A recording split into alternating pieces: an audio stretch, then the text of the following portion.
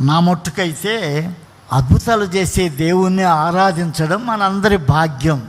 ఈరోజు కూడా అనేక అద్భుతాలు జరిగిస్తాడు. నాలో జరిగిస్తాడు, మీలో జరిగిస్తాడు, ప్రతి ఒక్కరిలో కూడా జరిగిస్తాడు.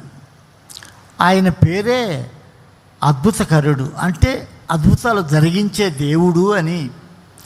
కనుక అందరం ఎదురు చూద్దాం. ఎందుకు? అద్భుతం కొరకు.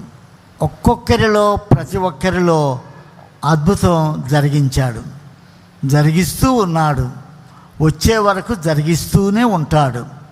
కాబట్టి నా ప్రార్థన, విజ్ఞాపన ఏంటంటే, ఈరోజు కూడా అద్భుతం కొరకు కనిపెట్టాలని మిమ్మల్ని కోరుకుంటూ ఉన్నాను.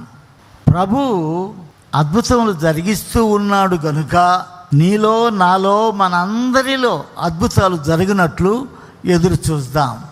ప్రియ సంగమా, ఆయన వచ్చే వరకు ఆయన పనులలో అతి ప్రాముఖ్యమైన పని అద్భుతాలు జరిగించడం.